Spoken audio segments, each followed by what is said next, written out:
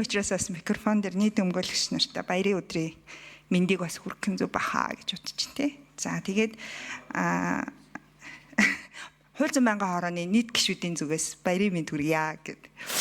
За цэцгийн дүгнэлтийг би бол хүлээж авах зүйтэй гэж бодож байна. Бодох ч байх үндэслэл бүхий дүгнэлтийг бол гаргасан байна.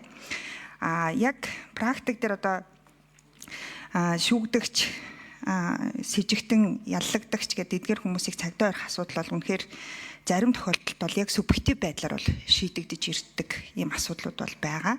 За үүнийг ч гэсэндээ олон улсын байгууллагаас ирсэн шинжээчд дүгнэлтээрээ бол бас нэлээд сайн хангалттай бол тогтоосон байдаг. Дээрээс нь энэ нь өөрөө бас шүүхийн хяналт бол зайлшгүй шаардлагатай наривчилсан үндэслэл бүхий эдгээр зүйлүүдтэй өмгөөлөгчийг зайлшгүй танилцуулах ёстой гэдэг ийм одоо дүгнэлтийг Монгол улс бол авчаад байгаа. Тэндээ бас өнгөрсөн хавар батлагдсан хуулиар бол манай парламент бол бас энэ алдааг бол залруулсан гэж ойлгож байгаа. Хоёрдугаар гэвэл нэг зүйлийг бас хэлэх хэрэгтэй. Цаашид бид нэг зүйл дээр анхаарах хэрэгтэй. Ялангуяа энэ шүүгдэгчийн цагдаа орох хугацааны асуудал 24 нийт цагдаа орох хугацаа 24 сар гэж байгаа боловч яг бодит амьдрал дээр 24 сар хитэрдэг ийм тохиолдлууд маш их байдаг.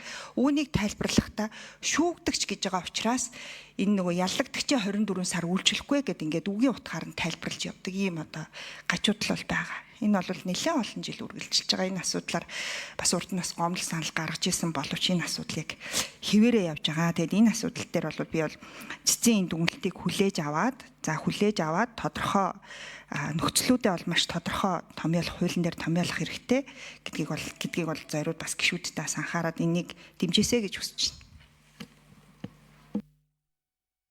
За, баасан жаргалч